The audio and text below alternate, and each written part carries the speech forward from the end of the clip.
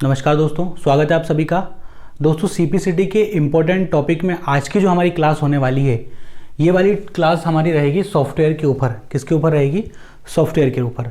तो देखिए सीपीसीटी की चाहे कोई सी भी एग्जाम हो, सॉफ्टवेयर से, क्योंकि सॉफ्टवेयर देखिए इतना बड़ा टॉपिक है, इसमें 3 तरह के सॉफ्टवेयर हमें देखने को मिलेंगे। इनमें से कहीं ना कहीं क्वेश्चन भर भर के हर एग्जाम में पूछे जाते हैं। दिक्कत सिर्फ क्या होती है कि हमने इन्हें पार्टों में डिवाइड कर दिया। हमने एप्लीकेशन सॉफ्टवेयर बना दिया तो हमें एप्लीकेशन में जो एप्लीकेशन सॉफ्टवेयर है उनको पढ़ते हैं। सिस्टम सॉफ्टवेयर बना दिया तो उसमें हम लोग ऑपरेटिंग सिस्टम या लैंग्वेज ट्रांसलेटर जो होते हैं उनके बारे में हम लोग पढ़ते हैं। यहाँ पे हमने यूटिलिटी सॉफ्टवेयर अपने बना दिए तो हम इनके बारे में पढ़ते हैं। अगर सबको मिला के देखा जाए तो ऑपरेटिंग सिस्टम जो सिस्टम सॉफ्टवेयर है हमारा, ये इतना बड़ा टॉपिक है कि कम से कम आपको इसको 2 से 3 दिन देने पढ़ेंगे। सॉफ्टवेयर एक बहुत बड़ा टॉपिक है, इस क्लास में ये भी नहीं हो पाएगा। तो मैं नहीं चाहता कि मैं सब कुछ एकदम कचरा करके एक ही क्लास में आपको परोस दूं। उससे कहीं ज़्यादा बेहतर है कि हम क्या करें, इनको पार्टों में डिवाइड कर लें। पहले हम क्या पढ़ लेते हैं, सिस्टम सॉफ्टवेयर पढ़ लेते हैं। उसके बाद हम लोग जान लेते हैं कि एप्लीकेशन सॉफ्टवेयर क्या होते हैं। फिर हम लोग जान लेंगे कि हमारे यूटिलिटी सॉफ्टवेयर क्या होते हैं। सबसे पहले आपको डेफिनेशन दे दूँ कि जिसके बारे में हम लोग इतनी बात कर रहे हैं सॉफ्टवेयर, तो असल में सॉफ्टवेयर होता क्या है। सॉफ्टवेयर की यदि हम लोग बात करें तो सॉफ्टवेयर क्या होता है कि नियमों का समूह होता है। बहुत आसान सी भाषा में समझाऊंगा। पीछे की पंक्ति में जो सबसे कमज़ोर बच्चा बैठा है उसको भी ये बात समझ में आनी चाहिए कि मार साहब आखिर कह क्या रहे हैं। ठीक, तो क्या होता है कि नियमों का जो बहुत सारे नियमों को यदि आप मिला दो, जैसे ये 1 नियम, 2 नियम, 3 नियम, 4 नियम, ऐसे करके एक समूह बन गया। तो नियमों का ये समूह है, इसको क्या कहते हैं? सॉफ्टवेयर कहते हैं। आगे बात समझ में। नियमों के समूह को प्रोटोकॉल भी कहा जाता है। कई बार क्वेश्चन सीपीसीटी में आपको देखने को मिलेगा, प्रोटोकॉल किसको कहते हैं। ठीक है, नियमों का समूह क्या कहा जाता है? सॉफ्टवेयर कहा जाता है। तो ये किस तरीके के नियम होते हैं जिनके समूह को हम सॉफ्टवेयर कहते हैं? तो सिंपल सी बात आपको ये ध्यान रखनी है कि ये जो सॉफ्टवेयर होते हैं ना, ये होते हैं इंस्ट्रक्टर। सॉफ्टवेयरों का काम ये होता है कि हार्डवेयर को क्या काम करना है। हमने ये बात पढ़ी थी कि जो हमारा कंप्यूटर होता है 2 चीज़ों से मिलकर बना होता है, एक सॉफ्टवेयर होता है और एक क्या होता है? हार्डवेयर होता है। हार्डवेयर को हम लोग स्पर्श कर लेते हैं। मैंने आपको बताया था कि जो चीज़ स्पर्श करने में कठोर लगे वो हार्डवेयर, और जिसको हम लोग स्पर्श ना कर सकें वो सॉफ्टवेयर। सिंपल सी बात है। तो ये जो सॉफ्टवेयर होते हैं इनका काम ये होता है कि ये निर्देशित करते हैं किसको? हार्डवेयर को, कि असल में हार्डवेयर को करना क्या है। आगे बात समझ में। सॉफ्टवेयर की डेफिनेशन आपको पता चल गई। अब देखिए सॉफ्टवेयर होते हैं हमारे कितने प्रकार के? 3 प्रकार के। सॉफ्टवेयर कितने प्रकार के होते हैं? 3 प्रकार के। सॉफ्टवेयर की यही क्लास आपकी जो एग्जाम है उसके दृष्टिकोण से महत्वपूर्ण है। इससे बाहर आपका क्वेश्चन नहीं जाएगा, तो फालतू चीज़ों पे आप ध्यान ना दें, सिर्फ इस क्लास को अच्छे से ले लें और जितनी इससे रिलेटेड क्लास है उनको आप अच्छे से ले लें। आपकी एग्जाम में जो क्वेश्चन आएंगे आपसे ईजिली बनेंगे। 3 प्रकार के होते हैं, सभी ने पढ़ा है 3 प्रकार के होते हैं। 3 प्रकार कौन कौन से होते हैं? पहला हमारा जो प्रकार होता है वो क्या होता है? हमारा सिस्टम सॉफ्टवेयर होता है। पहला जो हमारा प्रकार होता है वो क्या होता है? हमारा सिस्टम सॉफ्टवेयर होता है। दूसरा जो प्रकार होता है वो हमारा क्या होता है? एप्लीकेशन सॉफ्टवेयर होता है। तीसरा जो प्रकार है वो हमारा क्या होता है? यूटिलिटी सॉफ्टवेयर होता है। आप अगर चाहें तो इसका क्या ले लें, एक बढ़िया सा स्क्रीनशॉट ले लें, या फिर अगर कोई नोट कर रहा है तो वो नोट भी कर सकता है। 3 तरह के सॉफ्टवेयर की हमने अभी बात कर ली। पहला क्या होता है? हमारा सिस्टम सॉफ्टवेयर। दूसरा हमारा क्या होता है? Application software. तीसरा हमारा क्या होता है? Utility software. आगे इतनी बात समझ में। अब ये सिस्टम सॉफ्टवेयर क्या होता है, सिस्टम सॉफ्टवेयर क्या होता है, एप्लीकेशन सॉफ्टवेयर क्या होता है और यूटिलिटी सॉफ्टवेयर क्या होता है? तो बात करते हैं किसके बारे में हम लोग? सिस्टम सॉफ्टवेयर के बारे में, कि असल में सिस्टम सॉफ्टवेयर होता क्या है। सॉफ्टवेयर की बात होगी, अब बात करते हैं किसकी? सिस्टम सॉफ्टवेयर की, कि सिस्टम सॉफ्टवेयर असल में होता क्या है। सॉफ्टवेयर हमारा होता है, सिस्टम सॉफ्टवेयर हमारा क्या होता है कि जो यूज़र होता है, यानी कि जो कंप्यूटर का उपयोग करता होता है, जो यूज़र होता है, उसके और हार्डवेयर के मध्य में एक बहुत ही प्यारी क्या कड़ी का काम करता है, यानी उन दोनों को जोड़ने का काम कौन करता है? हमारा सिस्टम सॉफ्टवेयर। यदि आपके कंप्यूटर में सिस्टम सॉफ्टवेयर नहीं है तो आपका कंप्यूटर ये मान लो फिर किसी काम का नहीं है। यहाँ तक कि जो एप्लीकेशन सॉफ्टवेयर बनाए जाते हैं वो भी इस बात को विशेष ध्यान में रख के बनाए जाते हैं कि सिस्टम सॉफ्टवेयर कैसा है। यानी कि जितने भी कार्य हमारे कंप्यूटर में संपन्न होते हैं उनमें बहुत अहम भूमिका किसकी होती है? हमारे सिस्टम सॉफ्टवेयर की। जैसे हम लोग नॉर्मली बात करते हैं कि गांव में सड़क नहीं बनी, स्कूल में खाना अच्छा नहीं मिल रहा, पढ़ाई अच्छी नहीं हो रही है, सड़कें ख़राब हैं, लाइट नहीं है, पानी की व्यवस्था नहीं है। हम लोग दोष देते हैं कि कहीं ना कहीं सिस्टम में गड़बड़ी है।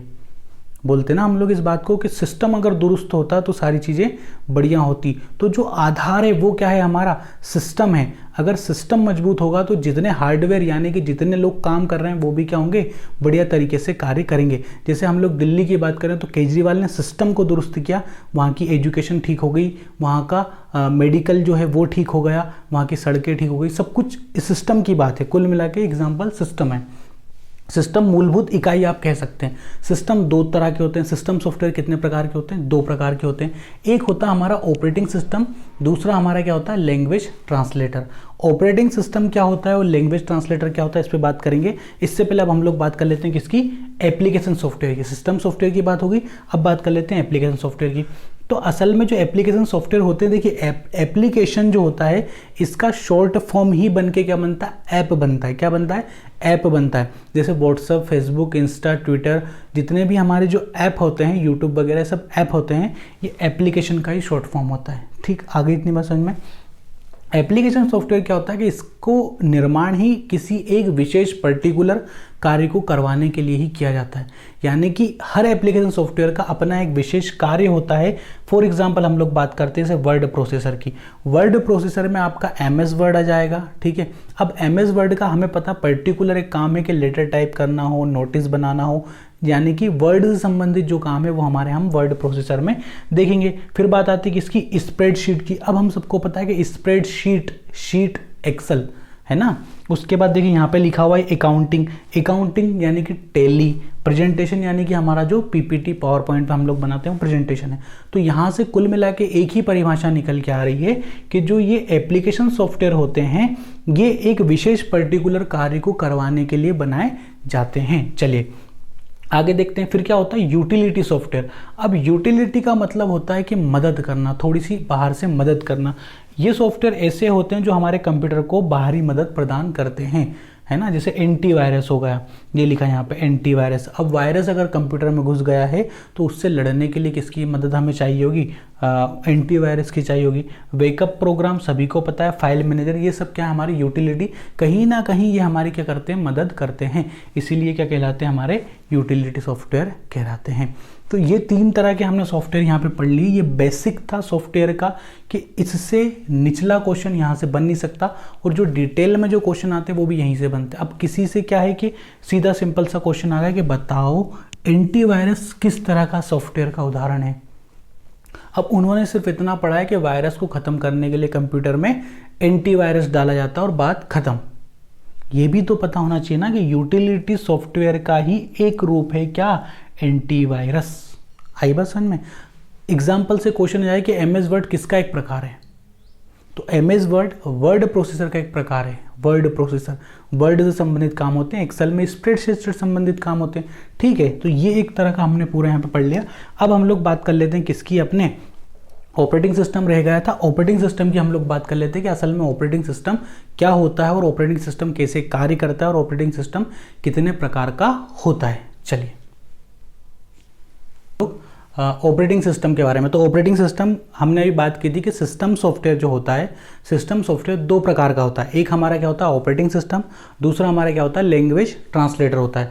उससे पहले हम लोग बात कर लेते हैं लैंग्वेज ट्रांसलेटर से पहले कि ऑपरेटिंग सिस्टम क्या होता है। देखिए ऑपरेटिंग सिस्टम ना बहुत ज़्यादा महत्वपूर्ण टॉपिक है। यहाँ से आपके क्वेश्चन या तो विंडो से बनेंगे, लिनक्स से बनेंगे, यूनिक्स से बनेंगे, एंड्रॉयड से बनेंगे, एप्पल का जो मैक OS है वहाँ से बन सकते हैं। हमेशा एक या दो क्वेश्चन आपको यहाँ से देखने को ही मिलेंगे। या फिर हमने जो चीज़ यहाँ पे लिखी जैसे विंडो 98, 95 है ना, उसके बाद चलिए तो मिलीनियम हो गया, MX हो जाएगा, है ना, विंडो XP हो जाएगा। यहाँ से क्वेश्चन हमेशा से बना है, बनते रहेंगे। तो ऑपरेटिंग सिस्टम सॉफ्टवेयर के लिहाज से अगर देखें तो उसका सॉफ्टवेयर के अंदर सबसे IMP जो है वो ऑपरेटिंग सिस्टम है। एप्लीकेशन को तो हम लोग ऐसा है कि जैसे कि अलग से जो MS ऑफिस है उसमें हम लोग पढ़ भी सकते हैं, वो कोई दिक्कत नहीं है। ऑपरेटिंग सिस्टम की यदि हम लोग बात करें तो पहली बात आएगी कि असल में ऑपरेटिंग सिस्टम होता क्या है। तो देखिए ऑपरेटिंग सिस्टम का मतलब, जो ऑपरेटिंग जो शब्द है ये बना हमारा ऑपरेट से। ऑपरेट का मतलब होता है संचालन करना, किसी भी चीज़ को चलाना।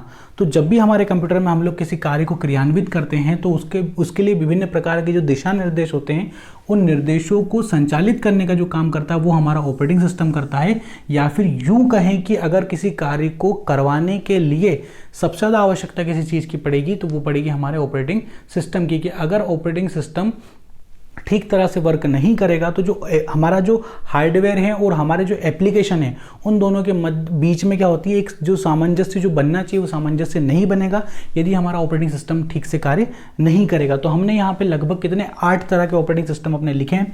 पहले नंबर पे हमारा जो ऑपरेटिंग सिस्टम है वो हमारा क्या है, batch operating system, batch processing operating system. तो बैच प्रोसेसिंग ऑपरेटिंग सिस्टम होता क्या है, देखिए बैच का मतलब क्या होता है, हमारे स्कूलों में भी बैच बनती थी, कॉलेज में भी बैच बनती थी।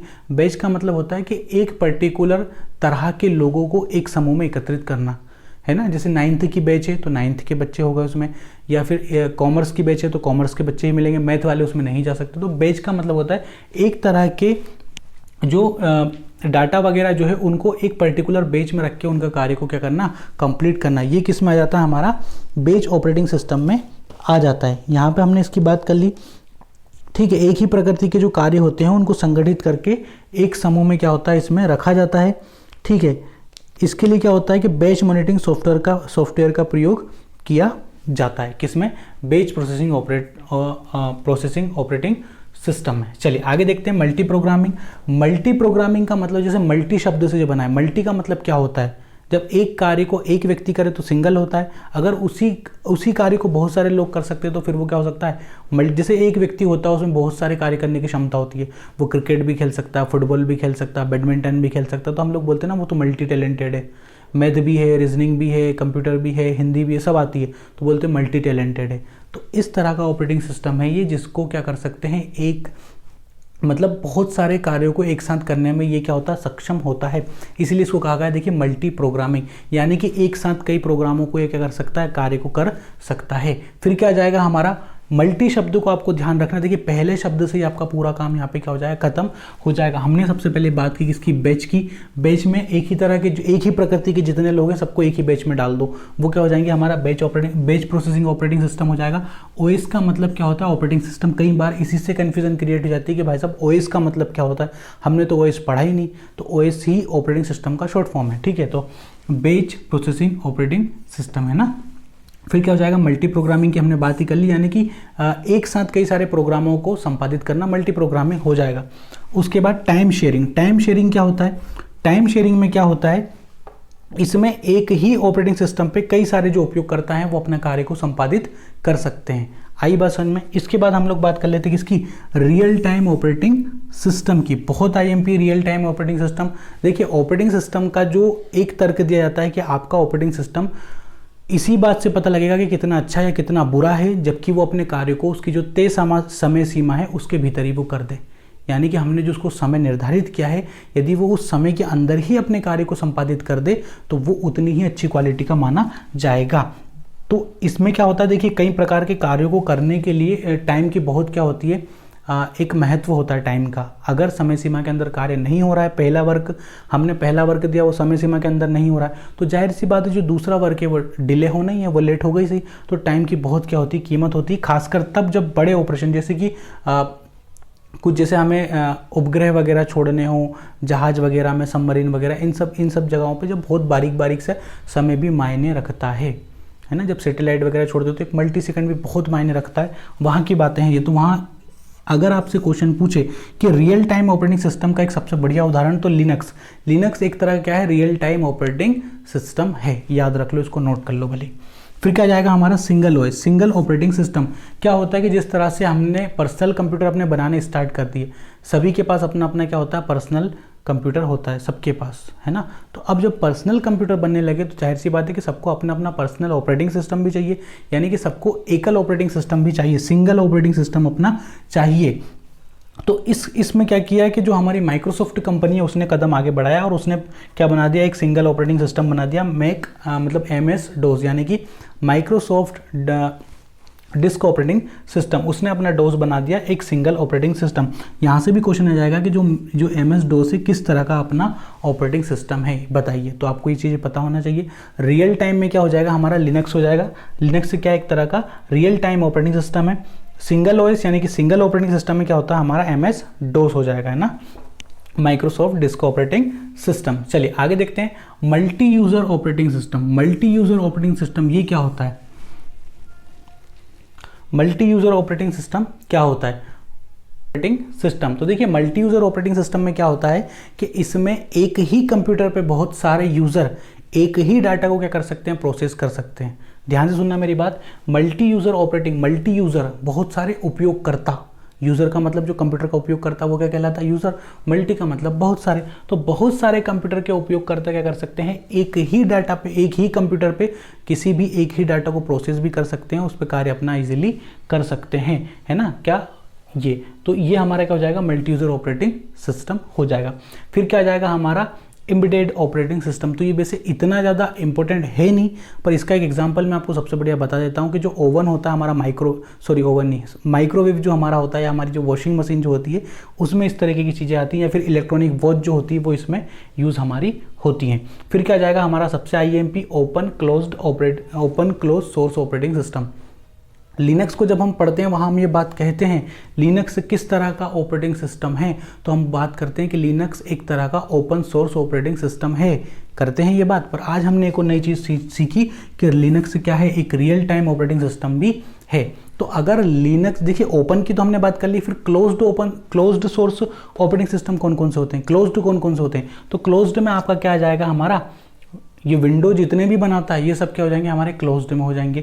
उसके बाद यदि हम लोग बात करें जो हमारा मेक ओएस, एप्पल का जो मेक ओएस है ये भी क्या बनाता है, क्लोज्ड बनाता है। एंड्रॉयड जो है हमारे मोबाइल के लिए जो ऑपरेटिंग सिस्टम होता है वो भी क्या है, एक ओपन सोर्स ऑपरेटिंग सिस्टम है। तो क्लोज और ओपन दो तरह के ऑपरेटिंग सिस्टम होते हैं, ये लिनक्स यूनिक्स इन्हीं के उदाहरण हैं, ठीक है। उसके बाद चलिए तो विंडो वगैरह भी सब इनमें, विंडो एक तरह का बंद है ना, इसको बोलते हैं क्लोज्ड सोर्स ऑपरेटिंग सिस्टम, है ना। इतने सारे इंग्लिश के वर्ड आ रहे हैं तो ठीक है। बात कर लेते हैं कुछ IMP ऑपरेटिंग सिस्टम के बारे में, कुछ महत्वपूर्ण ऑपरेटिंग सिस्टम कौन कौन से होते हैं, किस तरीके से ये लोग कार्य करते हैं। चलिए फिर क्या जाएगा हमारा मेक OS। कई बार ये क्वेश्चन आया है कि जो मेक OS है किस कंपनी का ऑपरेटिंग सिस्टम है। तो मेक OS एप्पल कंपनी का, या फिर जो आईफोन आईपैड जो बनाती है एप्पल कंपनी, उसी का ऑपरेटिंग सिस्टम है, ठीक है। MS DOS के बारे में सभी को पता है कि माइक्रोसॉफ्ट कंपनी का ये पहला ऑपरेटिंग सिस्टम था जो कि एक तरह से पूरा क्या हुआ, फेल हुआ। फेल होने का रीज़न सबसे बड़ा ये था कि ये कोडिंग वाला था, है ना। इसमें हमें याद रखनी पड़ती थी, जो भी हमें उसको कोडिंग करना होती थी वो हमें याद रखनी पड़ती थी, ठीक है। कमांड आधारित था, है ना। कमांड आपको याद नहीं होंगी तो आप इसका यूज़ नहीं कर सकते, इसीलिए इसको बंद किया। बंद करके इसकी जगह नए नए एग्जाम्पल फिर उन्होंने विंडो 95 निकाला, 98 निकाला। ये किसके, माइक्रोसॉफ्ट के हैं, है ना। माइक्रोसॉफ्ट अमेरिका की कंपनी जो सॉफ्टवेयर वगैरह सब बनाती है, ठीक है। फिर हम लोग बात कर रहे थे एंड्रॉयड की। एंड्रॉयड भी एक ऑपरेटिंग सिस्टम है जिसका यूज़ बेसिकली हमारे जो मोबाइल वगैरह होते हैं इनमें होता है, किसका, एंड्रॉयड ऑपरेटिंग सिस्टम का। फिर बात कर लेते हैं कि इसकी लिनक्स की और यूनिक्स की, ये भी एक ऑपरेटिंग सिस्टम है। लिनक्स के बारे में हमने पढ़ लिया, लिनक्स की एक वीडियो पहले भी मैंने बना दी है। IMP चीज़ें देखिए, इसमें कर्नेल वगैरह जो होते हैं, कर्नेल जो होता है बहुत IMP चीज़ होता है, ये सारी चीज़ें इसमें IMP होती हैं, पढ़ना पड़ेगा। गूगल का भी अपना एक है क्रोम, सभी को पता है सबसे ज़्यादा यूज़ हम लोग इसी का करते हैं, गूगल क्रोम का। तो ये थे क्या हमारे ऑपरेटिंग सिस्टम। इसके बाद अभी हमारा क्या बच गया है, सिस्टम सॉफ्टवेयर में ही अभी हमारा सबसे IMP चीज़ बच गई है, वो हमारी क्या बची है, लैंग्वेज ट्रांसलेटर। लैंग्वेज ट्रांसलेटर आपको इस वीडियो का जो सेकंड पार्ट है उसमें मिल जाएगा। तो अपना ध्यान रखिए, जितनी चीज़ें मैंने आपको पढ़ाई है ये सभी आपको पढ़नी है। दूसरे वीडियो के लिए आपको चैनल को सब्सक्राइब करना पड़ेगा, सब्सक्राइब कीजिए, क्योंकि आपका जो सपोर्ट होता है उससे मुझे पता चलता है कि मैं कितना अच्छा काम कर रहा हूँ, या लोगों को मेरा काम पसंद भी आ रहा है या नहीं आ रहा है। तो चैनल को सब्सक्राइब कीजिए, है ना। दूसरों को बताइए भी सही कि फ्री में एक अच्छी कोचिंग मिल रही है जो CPCT इजीली पास करवा सकती है। तो अपना ध्यान रखिए, सुरक्षित रहिए। जय हिंद, वंदे मातरम।